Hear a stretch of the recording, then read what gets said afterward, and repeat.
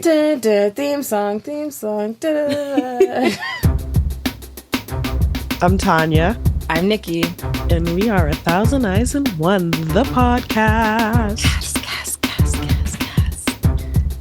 On this lovely Monday night, we have House of the Dragon, Season 3, Episode 5, Unbowed and Unbent. For previous episodes, find us at thousandeyespod.bsky.social. On YouTube, you can find us at 1,000 Eyes and One Podcast. If you'd like to follow us on social media, we are 1,000 Eyes and One on Instagram and Facebook, 1,000 Eyes Pod on Blue Sky, and if you're interested in our speculative fiction book club, follow Wine on an Empty Stomach on Instagram. Shout out to Dorn. Yes, I was like, ooh, what are we going to get from Dorn today? I'm so excited because I watched on my laptop last night because it was just, everything was so dark. And I screenshot it where it still said like Season 3, Episode 5, but there was no title yet. So I was like, and then once that they said Unbowed and Unbent several times through this episode. So I need a Martell or a Dane to come fuck shit up before the season is over. Bring them out. Exactly. As my writing teacher used to say, you can't like write a gun into your story and it not go off. It has to go off eventually. Yeah, that's what we were saying about Ormond and his smell problems. So that better come back. You better not bring him over to where Sunfire's rotting. He already hates dragons. I can't imagine his response to a stinking one. Ooh, stinks. Let us begin with the Northmen, the Rivermen, and Criston Cole and company. Criston Cole in his guerrilla warfare era. Yes, he is in his guerrilla warfare era. The Northmen and the Rivermen are now on the march to Tumbleton. We weren't sure where they were going before. We knew that some were going to King's Landing and some were going to Harrenhal, allegedly, but they're headed to Tumbleton, but the bridges have been burned. So they have to go to Stony Sept instead to get a barge. What is this, the Shire? You know, it's funny. When they were going around burning the tents, it reminded me of an episode of Game of Thrones when Ramsay's men are burning Stannis's tents. Yeah. Except in this show, we see them actively burning the tents. Yeah. In the Game of Thrones, you just saw tents light up, but you never see anybody running. And it always annoyed me that you don't see anybody lighting the fires. And it's like this overhead shot and the tents are just lighting up, but there's no people going in or out of them or anywhere around them. And it's like, well, somebody lit it up. So why aren't they leaving? Yeah. Why are they not running away? Yeah. And they weren't showing like them shooting arrows into the tent or something like that. So it's a thing that always annoyed me about that episode. So I was happy to see them actually going in and lighting the tents up. I thought that was a really great scene. Yeah. Yeah, I was happy to see it because I was like, oh, do they use real fire or is that CGI? Because I'm a fan of real flames. You know, they use real fire for like everything. You know, it's the colors are different. Like, I'm not going to get nerdy about the colors of fire, but they're different when it's not real. But I enjoyed seeing that tactic. I'd like to see Criston Cole play dirty. And you guys know how I feel about him, FCC, but like. No, I was into the guerrilla warfare. Right? That's kind I like of what the paint on his face. It was giving the Patriot. I'm like, ooh. Yeah. Not taking that tansy. And what's the Northman's name? Roddy? Was he a Roddy Piper? I was just about to say Roddy Piper. He's not Roddy Piper. And if you don't know who that is, you're too young to be listening to us. Go to bed. You'll get permission. Roderick Dustin? Yes. Roddy the Ruin. Roderick Dustin, aka Roddy the Ruin, was like, let me at him, coach. He wants to take the Winter Wolves out to go and do some damage. And so I thought that that's what we were going to see. And so the damage that Cole was doing is the damage I thought we were about to see from the Winter Wolves. Right. So it threw me for a loop and I liked it. Yeah. I like destruction. Roddy the Ruin was talking to Baby Tully about taking the wolves. Got it. We see the horses get jacked up by crow's feet, they called them. Oh my God. Brilliant idea. So sorry for the horses. So sorry. What did you think was happening in that scene? Well, it wasn't landmines. Not there yet. Not there yet. I thought that maybe a dragon was circling. I thought that See, maybe they'd scented a dragon or something, and that's why they were starting to be really weird. I thought it was wolves. And I thought it was going to be like some Northmen, like, Mm, not that the Northmen like sent in wolves, I but mean, that it was going to, I don't know, be an omen or something that yeah, the no, Northmen were coming. I think that's cool. I would have been here for like we smell like the pelts of the wolves that we that keep Right, us warm. right, Our shadow cats and shit.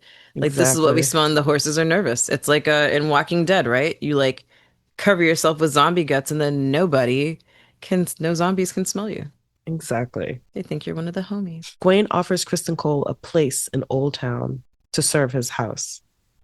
And when he's first making the offer, it sounds like he's inviting a friend. He's like, "Oh, Mm-hmm. I want to show you that sunset, blah, blah, blah." And then he's like, "To serve us." And when he said that, I cringed a little bit. Mm. And then, Kristen didn't cringe, but he's like, I don't want to serve.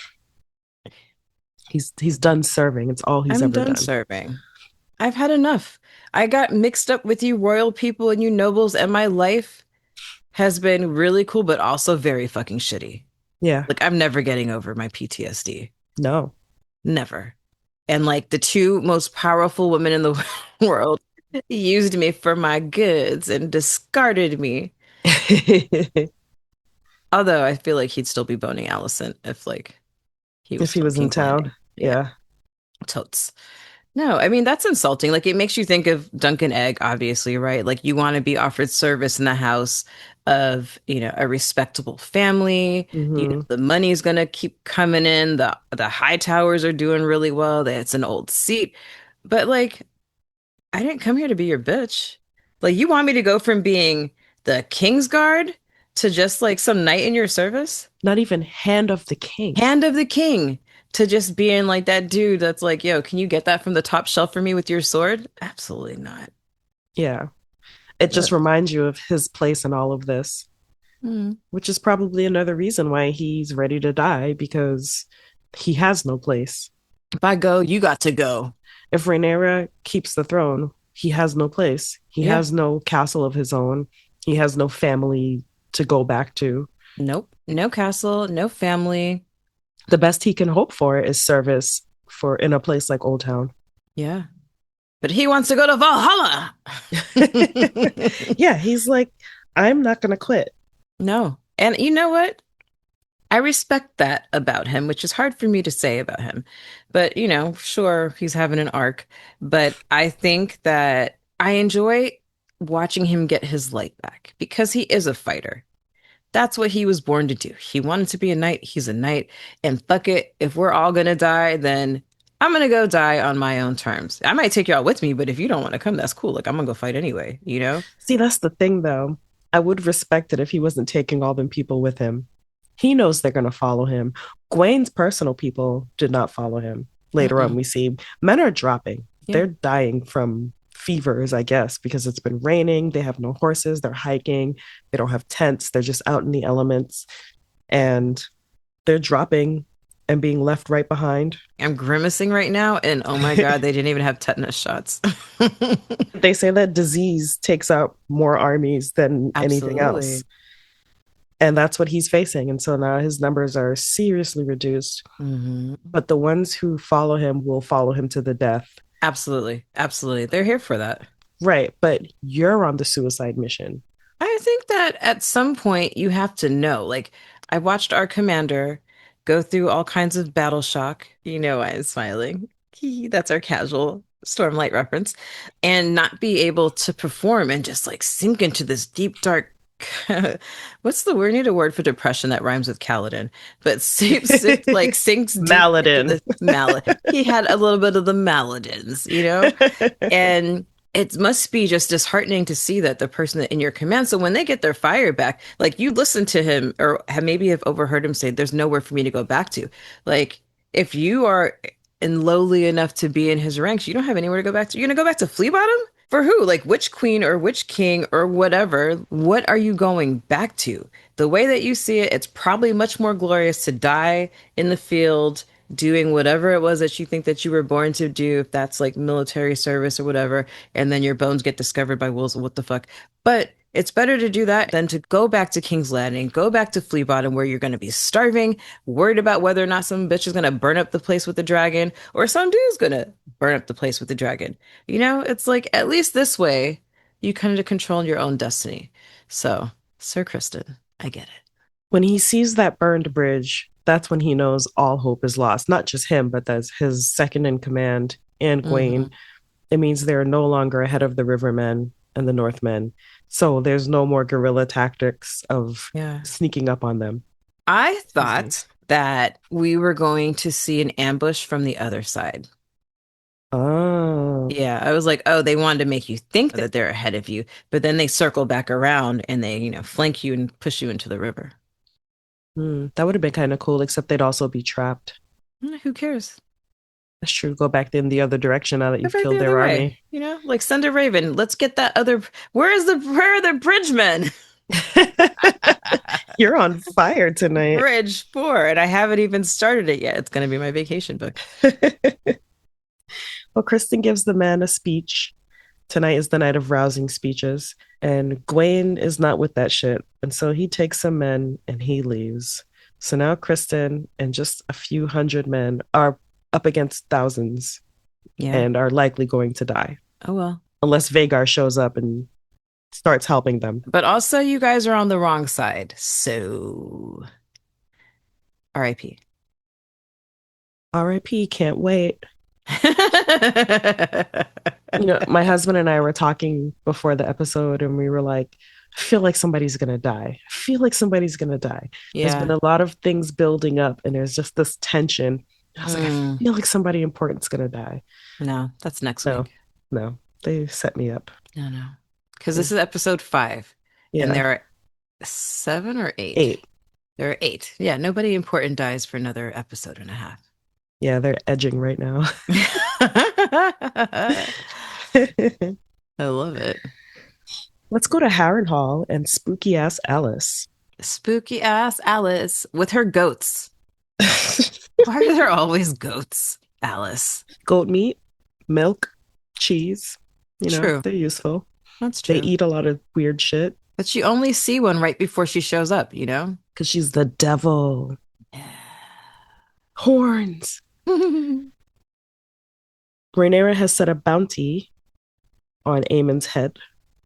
The price is Harrenhal. So now every sellsword in the realm is trying to find Aemon, and they keep showing up at Mhm. Harrenhal. And they keep getting thwarted by Alice. They keep getting thwarted by Alice, who claims she hasn't seen him. But we Hmm. now know that Aemon is alive, feverish, having nightmares, a bit vulnerable, whining for his mom, remembering Helena's vision that he was going to Mm. die there or Yes. they're there or something like that. What did you think about seeing Aemon so vulnerable? We've seen everybody else vulnerable, so why not? And it did remind me, like we talked about it last time, just his fetal position in the brothel Uh-huh. vibes, because ultimately he does say mother. I was gonna say he like whispered it, and I was like, "Oh, you're so creepy." He wants his mommy. He's just a little boy playing at war. He didn't mean to kill his cousins. He didn't mean to kill his cousin. That shit was an accident. He just wanted to scare him. He didn't mean, you know what I mean? It's just, and I think that things have gotten out of hand. I don't think that he ever thought he would be hurt. No, It's like he thought he was invincible, even after getting stabbed, he looked even after getting stabbed. incredulous, and then he's bleeding out, and he's like, "This can't be happening." Have you seen your brother lately? I enjoy that moment of vulnerability, but it's just, what is Alice's game here, right? You're playing both sides. No matter what happens, you're playing both sides. You want Harrenhal. You know that nobody's going to give it to you because you're nobody, except for the Right. woman who grew up, was born and lived and will probably die in Harrenhal. You've got essentially who everybody believes to be not technically next in line, but like, he's a Targaryen with the dragon, the biggest of all of them. Mhm. Like politically, it makes a lot of sense for you to cater to him and to nurse him back to health because you want the guy with the biggest dragon on your side. Yeah. Um, but you also don't trust any of these people because if push came to shove, they would have you hanging by your neck. So poor Aemond. all scared and sad and lonely, drinking goat's milk from a teat. Ew. I didn't say it was the goat's teat. I have to say, shout out to the costumes in this episode. I noticed a lot more detail in some of like the way that the embroidery was and the threading and just the textures of the fabrics. So, costume designer for this episode, clap, clap, clap to you. I finally watched the behind the scenes stuff, the house that dragons built, Right. and they go into a bunch of detail about particularly the armor. So it's Mm. really interesting. You should check it out.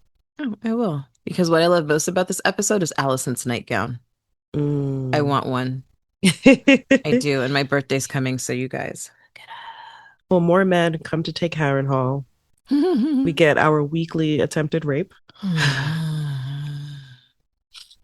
But Aemon shows up and thwarts the would-be rapers and shows us that even with a fever and a kidney wound, he will still fuck you up. hmm He's that dude. He fights. Yeah. I love watching the guys who in the show and the women, if there were any women warriors here, but I love watching the ones who can fight. Watching the Rogue Prince fight, watching Aemon fight, watching Kristen fight. All of those people, I'm just like, yes, beat their ass. I don't know if Ormond can fight yet. Remains to be seen. In the behind the scenes, they talk about how good the actor who plays Aemond is actually is at sword fighting. Oh, I believe it. He Like looks like a he did a natural. lot of things himself because they were like he was just so good at it. Mm. Well, I noticed that he did his hair.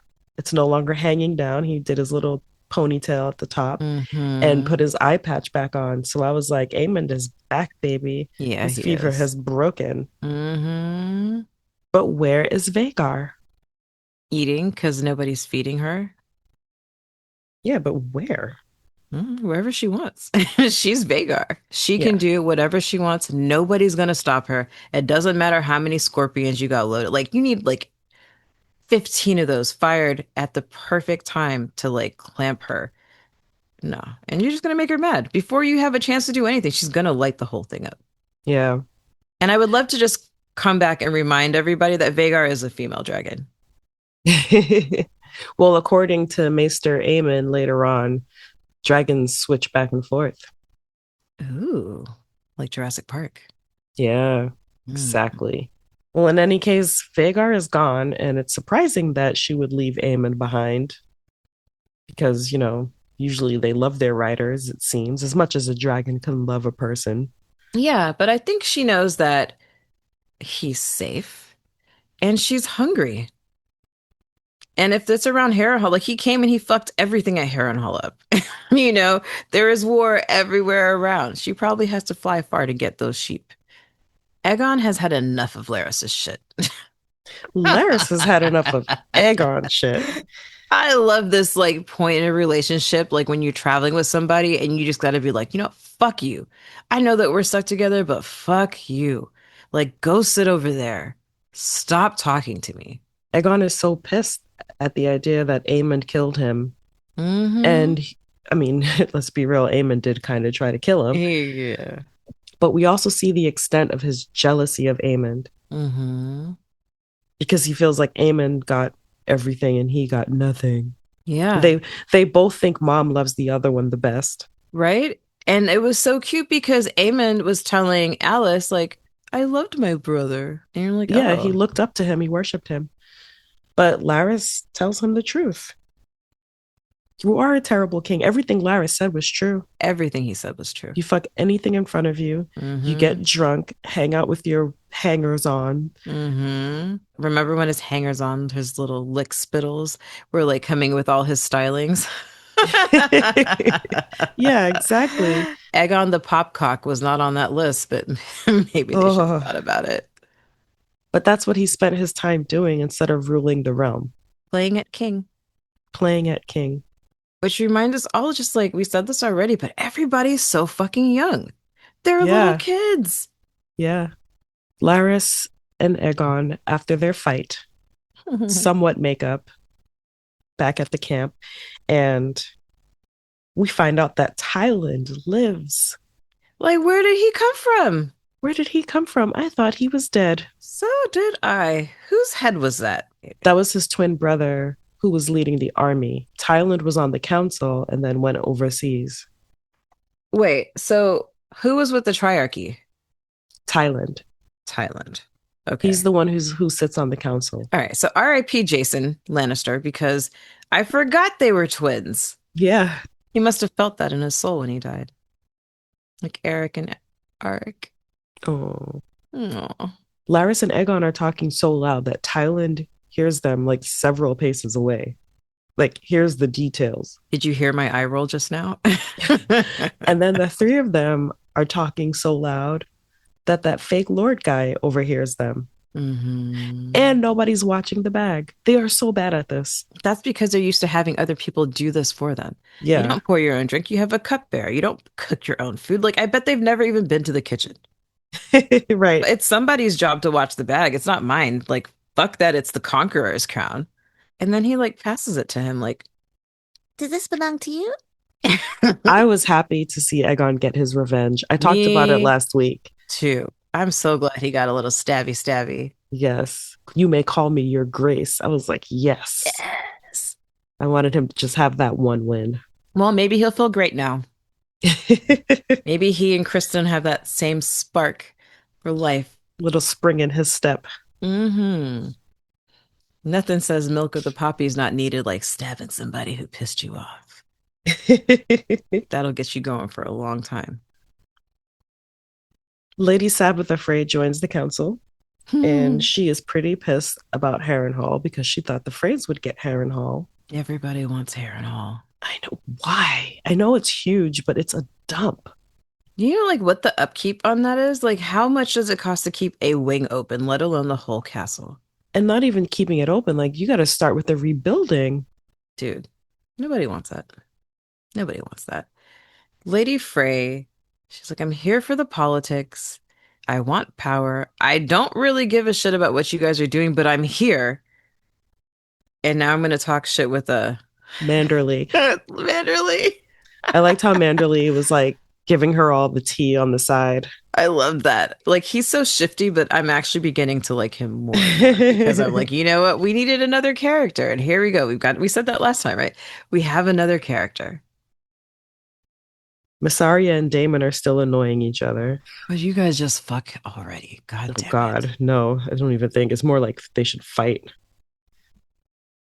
The council is discussing a bunch of things. It's chaos because gold cloaks are getting murdered. Bela and Adam cannot find Vagar.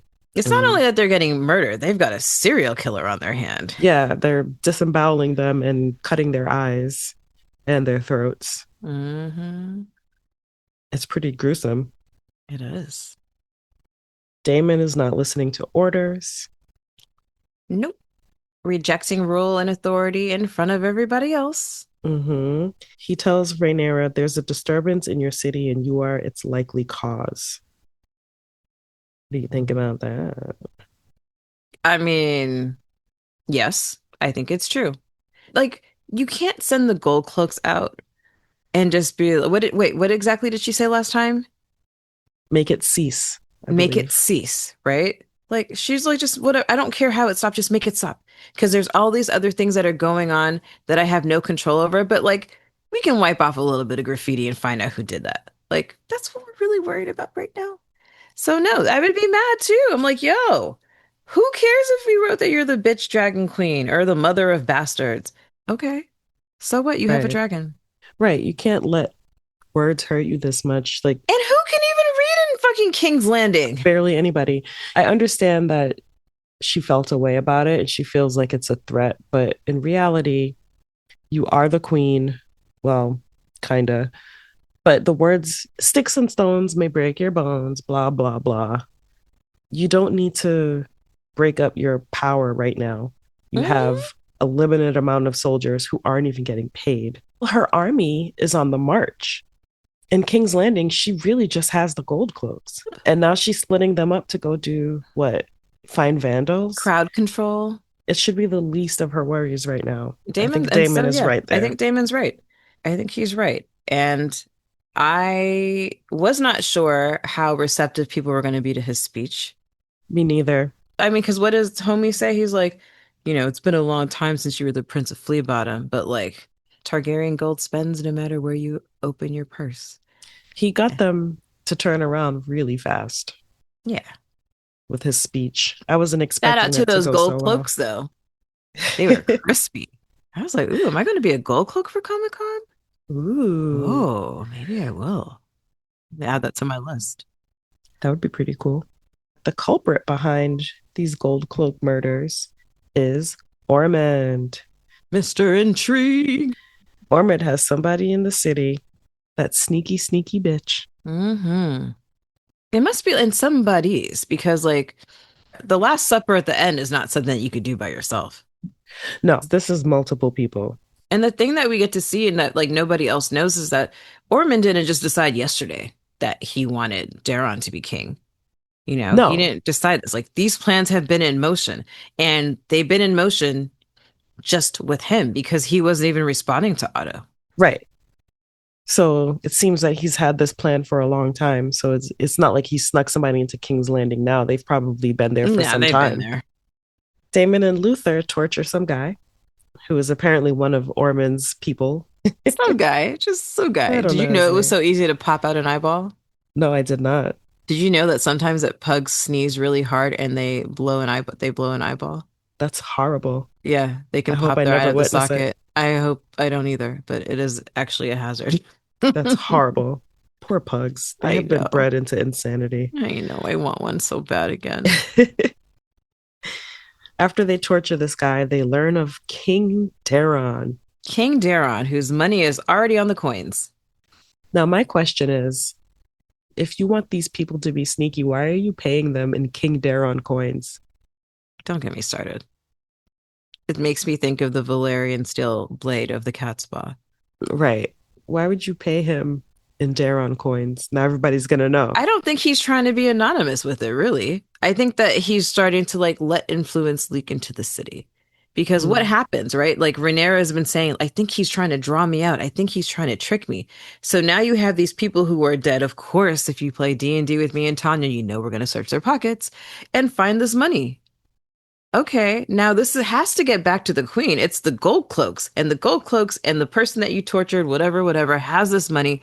So what do? Do you get on your dragon and go to Tumbleton and fuck up the whole place and make Daron look like the mild hero and savior? This is like a smear campaign, and it's like effective on all fronts.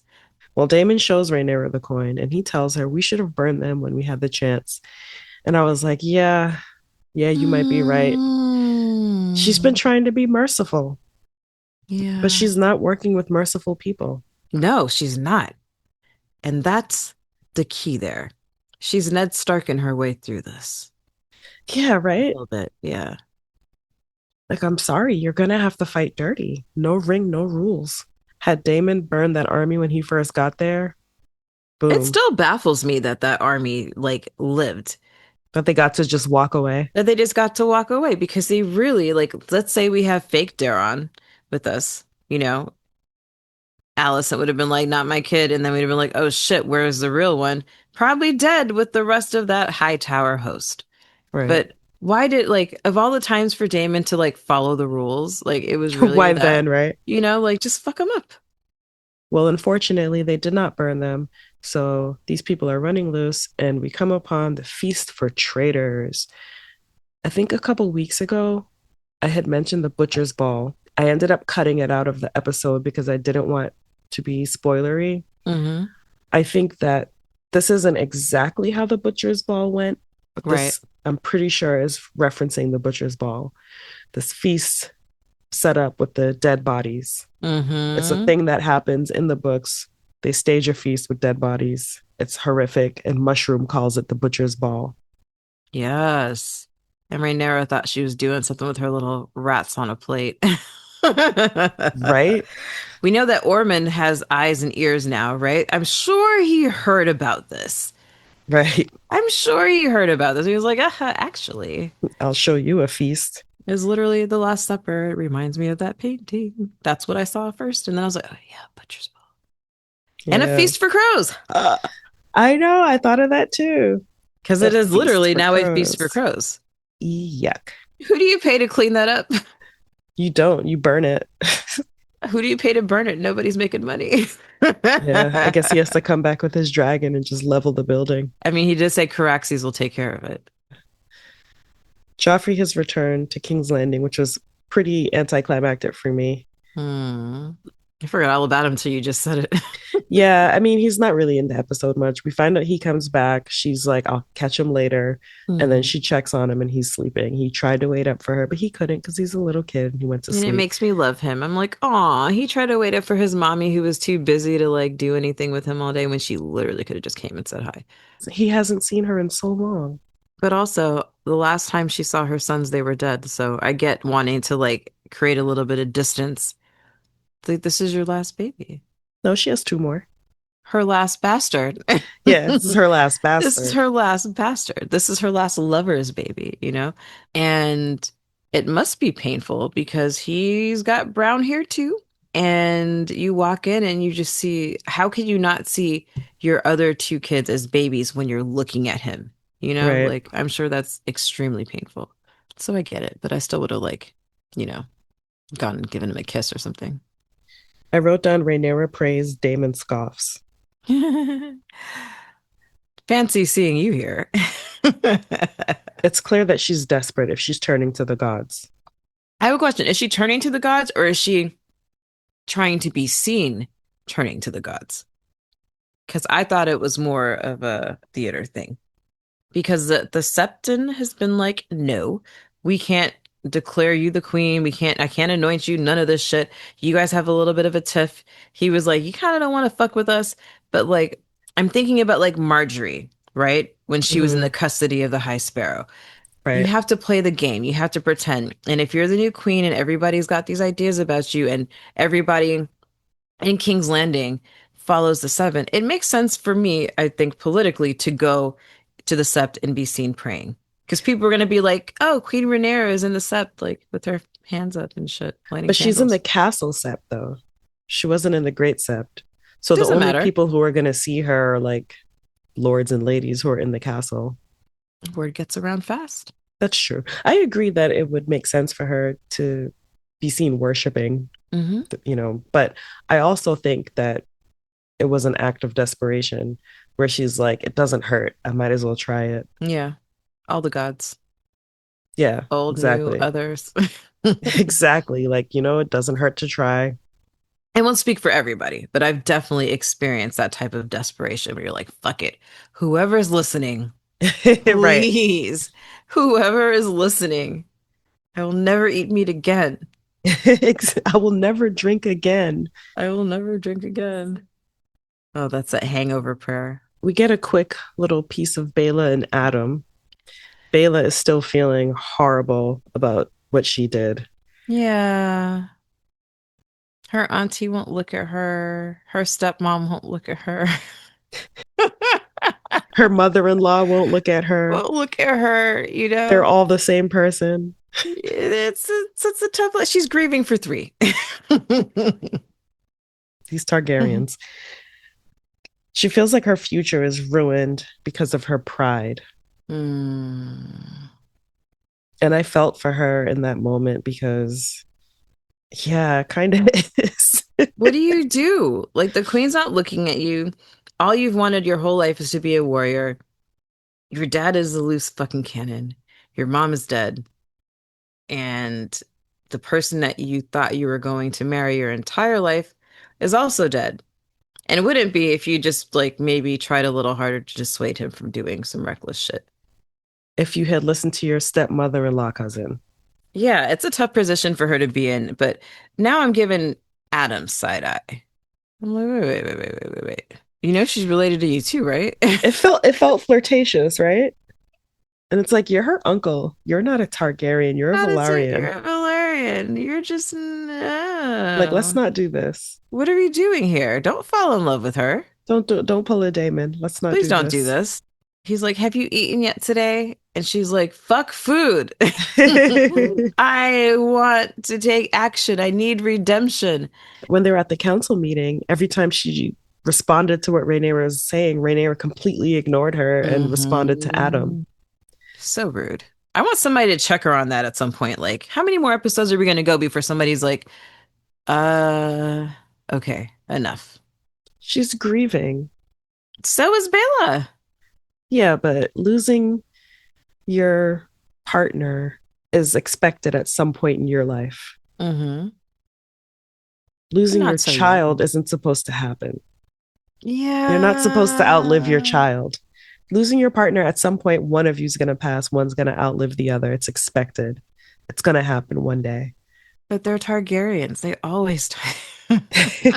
They live The forever. life expectancy of a Targaryen in this era is short. Yeah, it's not looking good for them. Ormond is trying to fortify Tumbleton because Tumbleton is not a city that's prepared for war.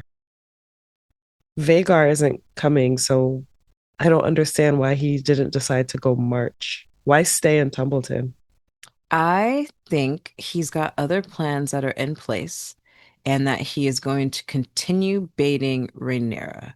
The only reason she hasn't raised Templeton to the ground is because the people on her council are cautioning restraint. But Yeah, she wants to go in there and fuck shit up. And she's not a tactician, but I am glad that she is smart enough in this situation to smell a trap. right. I was gonna say she definitely understands that she cannot go into Tumbleton and just start burning shit because they are people that raised her banners. Hmm. So she doesn't want to hurt them. She needs to be protecting them. And he's ready to settle in. He's He's like, ready to whatever. settle in for the long haul, it looks like. Yeah, we'll lay here. We have the new king. We're gonna rally around him. We are going to let the people know when they start going hungry whose fault it is outside.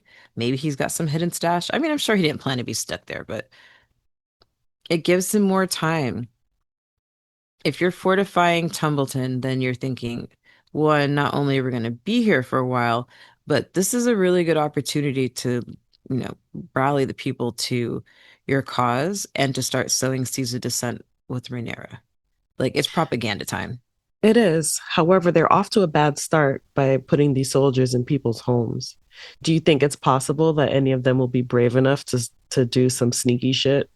The reason why I thought of this is because Ormond tells Daron the story of Maria Martell. And one of the things that Maria Hmm. Martell did was let them come to the empty castle and then kill them in their beds. Yep. And I just had this small hope that that could be foreshadowing that that happens in Tumbleton, where the Hmm. people start just sneakily killing either the soldiers or the people close to Ormond.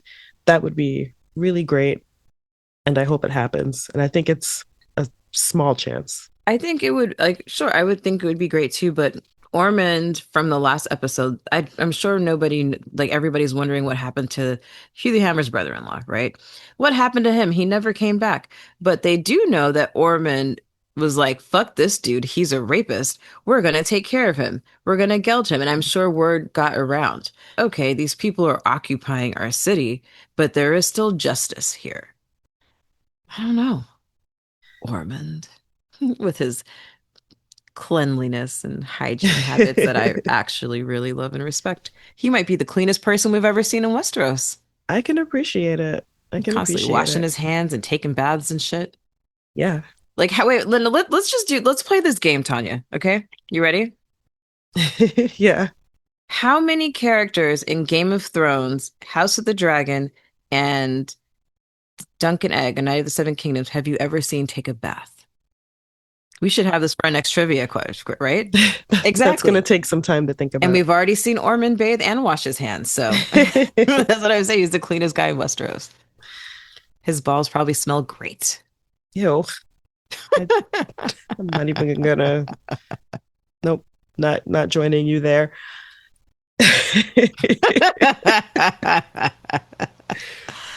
For somebody who is claiming to be raising Daron to be king, Mm. he sure treats Daron like he's like Ormond is the king Well, because Daron is clearly afraid of him. When he wins that game of Savas and he's like, let's start over. Does Ormond beat him? I don't know if he beats him. I bet there's a whipping boy because you don't beat the Oh, yeah, king. you can't You beat the know, king. you can't beat the king. So I bet there's a whipping boy. But I also see Ormond, we're learning, is crafty and stuff. So I can't wait to see what the fuck happens with his sense of smell and his comeuppance, right? But if I am putting Daron on the throne, I am fully intending on becoming his hand. He doesn't Of just get course. there, right? Or I'm going to be regent until he's old enough, but I'm 100% going to be his hand. Yeah, I was going to say possibly Regent since Daron is so young. Yeah, he has every intention of running this shit. Mm-hmm. Mm-hmm.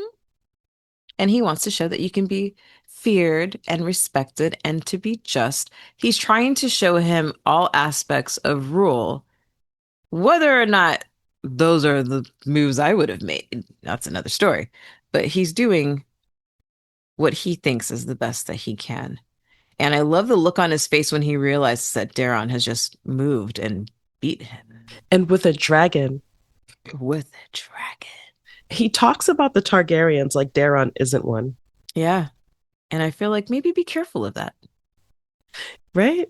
Yeah, a little bit. But Daron wasn't raised around any Targaryen, so Hmm. maybe he doesn't have allegiance to his family like Maybe that. not. Maybe he doesn't have allegiance to daddy's side. Yeah. He was so young and he went away. I mean, for God's sake, he looks like he could be as strong. We still haven't uncovered if that's dye. I think he is supposed to have white hair. I think it's dye. Yeah. I think so. Oh, I would have loved it just because they're trying to like make him one a part of the family. He had Yeah. the auburn hair like Alicent and the rest of the High Towers. I just can't remember his description, and I also don't want to look it up. You ready for the meat and potatoes? It's time for our Sunday roast. Not that kind of roast, the dinner kind. Our meat and potatoes. Orwell shows up to bring Alicent some abortion tea. Tansy. Yeah, he's got the abortion tea. And he's spotted by a servant. They make that very clear.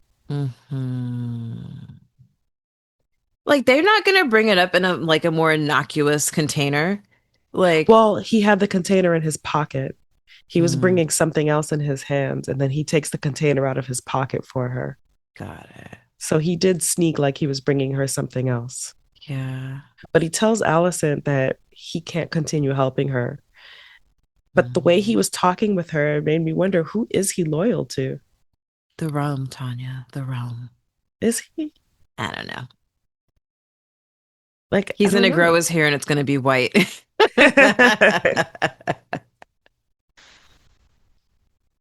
Ooh, I just feel like we gotta watch him now. it's such a dangerous time to be in King's Landing. Like you don't know who's on which side. You know that Rhaenyra's like, listen, I'm gonna let you keep your title. You can be Grand Maester. Great. Cool. Because I don't want to be dead. Right. And, the Dowager Queen is like, hey, like, are you on my side or not? And he's like, yeah, I wanna but. live. And like, you can't be mad at you have to play both sides in this case. And he's not stupid.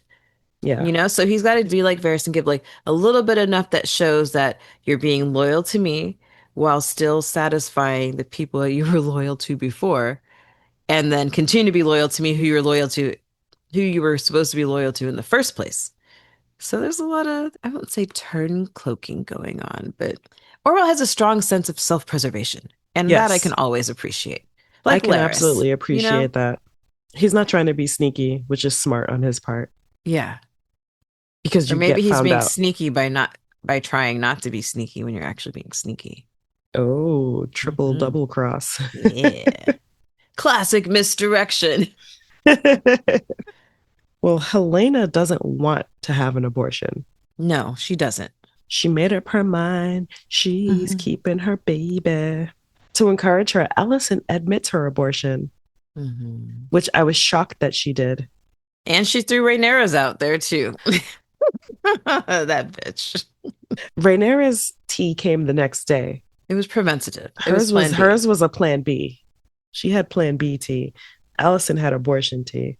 The word gets back to Massaria, and she confronts Alicent Alicent pretends the tea is for her. You know, it's for her headaches. Oh, okay, you got me. It's abortion tea. Let me just drink it. I was unfaithful to my husband. Well, no, she just said she took a lover. She didn't say she was unfaithful. Got it. She begs her not to tell. So we see her later on with her heating pad on her uterus since she just took some abortion tea. Who knows what that does to your body, right? God, well, it's not fun. If you've ever taken anything to make your period come, it's just all the cramps and shit that you get just earlier. Awful, awful, awful. And you wanted your daughter to do that? I get where she's coming from. If this baby is born, it is likely going to be killed Yes, because it's a threat to Rhaenyra. yes. Or they find out Helena's pregnant and just kill her before she even has the baby. Mm-hmm. Very possible. Or, and she said, like, or your baby would be taken prisoner, be a ward. Well, I think she said that Jaehaera would be taken to ward, Mm, not this one. Jaehaera, like, what a terrible grandmother she is. Like, we'll talk about that, but like, oh no, you have to leave this child behind. No, no, we'll get her, we'll get her, we'll get her. Like, abort this one, leave that one here. Let's go. Like Helena will have no children left. What mother wants to save herself first? Hmm. Most don't want to save themselves first. They want to save their children first. I don't have kids, but like I think about times when I felt like imagine my nephew's in danger and I'm always pushing them out of the way and fighting whatever was coming on. Like, can you imagine you're in danger and you just trip your nephew so that he falls down and you get away? Like, that's crazy. We have Alicent trying to convince Helena to escape without Jaehaera, and I kind of get her point that like Jaehaera makes a peep, we're gonna be found out. But you just can't ask a mother to like here in the same day here have an abortion and also abandon your toddler daughter to somebody who might murder her. Yeah. Like her brother died, like slit the throat slit in the Head cut cradle. off. That's right, they had to sew him back together. And secret passages, and this is how they came and they killed him. And you want me to leave my daughter behind in this place? Like, how are you gonna tell me that this baby inside me is a threat, but then leave my other child behind?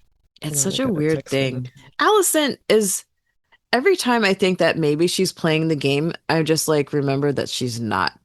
Because no matter what we think about her and just the fact she was raised in the castle, she was raised with Rhaenyra. She doesn't necessarily have all the intrigue experience. Like she has like the first act. She got to be on the small council. She did all of this stuff. But as far as going out into the world and practicing intrigue, like little fish, little pond vibes. Not like Massaria, who's been out in the world and knows how to like talk to people. Every time I see Allison, I'm like, oh my God, but I know you're fucking lying. Like, I know you're lying. How are you so good at letting us know that you're a terrible liar? Because I don't believe anything you say. Well, they do attempt their escape. She bribes that maid with her necklace, Mm-hmm. which I'm like, girl, you gonna let yourself get killed for these people over for a necklace? How much is that necklace? I don't know, not enough for me to piss off the Dragon Queen. But they get thwarted by Massaria. Also, they were attempting to leave again without Jaehaera, and she tells her, "Oh yeah, she was gonna meet us down the hall," which obviously was a lie, right? Yeah. I do love their little milkmaid outfits, though. They were I cute. love how the apron came through and then the belt over it. I am obsessed. Well, when their attempt to escape doesn't work, she tries to turn Massaria. Massaria was hard to read after that. She was hard to read, and I don't know if she's hard to read intentionally for Alicent to be like, let me make you think that I'm considering this to make you think that you got to me because Alicent is giving Cersei, right? Like, I think that I'm smarter than I am, and I want everybody else to buy it. And I'm just going to believe that they are. As we're saying that, it's like Alicent and Gwaine gave Massaria and Kristen similar offers. Leave this place, come serve us instead. Right. I don't know what to expect from Massaria. Me neither. I gotta say, I don't know either way. Sometimes I think she's one bad fight with Rhaenyra away from like just being somebody else's spy or mistress of whispers or ally. Because I can't tell if she's grown to actually care about Rhaenyra's cause or if she just likes the power she has now, or at least the proximity to power. That's why I'm saying I can't really decide if I think she would turn on Rhaenyra or not. Hmm. I That's a don't know good how loyal question. she actually is. Because when I think about Master of Whispers, I always go to Varys, right? And we Mm-hmm. know that his interest was the realm. Whatever it took to keep the people in the realm safe, that was his motivation always.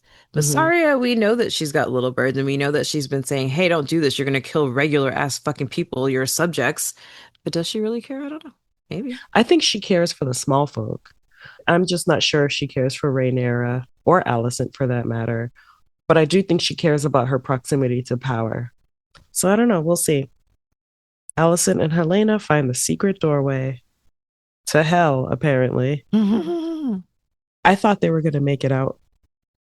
I thought they were either going to make it outside and not be able to go further because they were like on the edge of a cliff or something, Yeah. or that it would take them into a room with like a bunch of soldiers playing Savas Yeah. and then they'd be caught and returned. Hmm. I wasn't Hmm. expecting them to come across a bricked up wall Yeah. and then to be stuck. The lights went out. That freaked me out.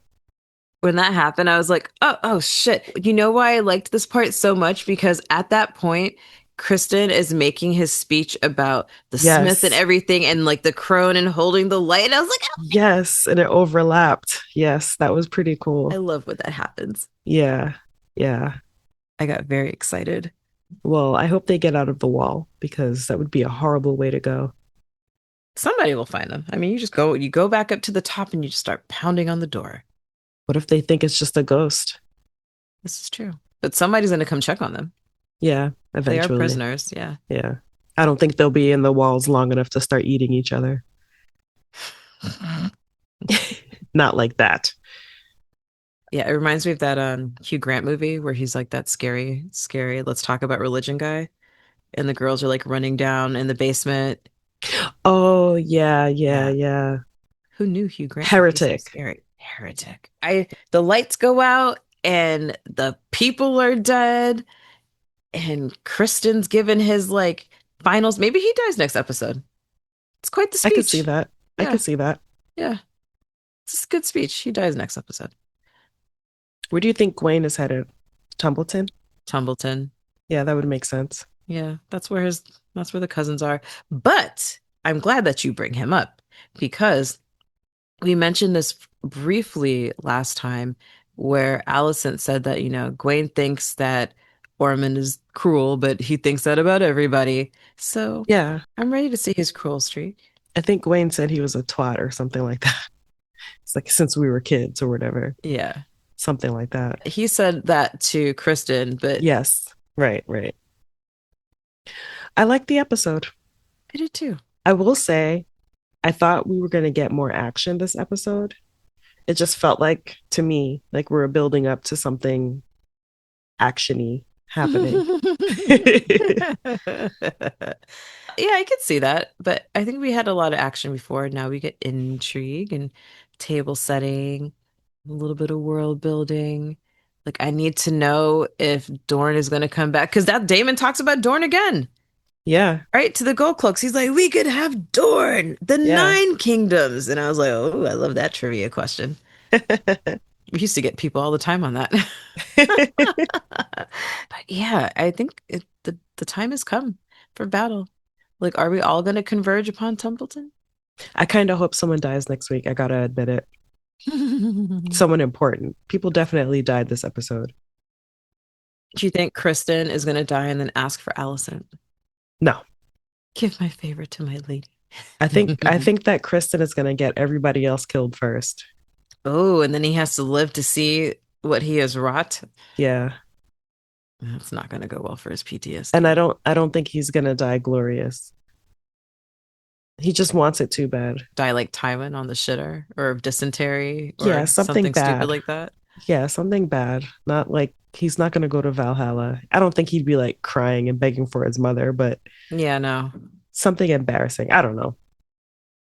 You know, that just made me think of, you know, that scene in Lord of the Rings where they stab that orc and the orc just smiles and like pushes the spear like through him.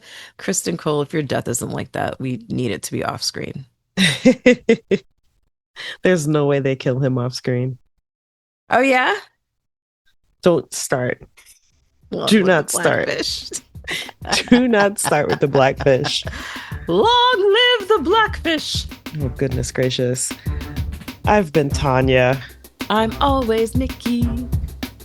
Team Blackfish. Let's go.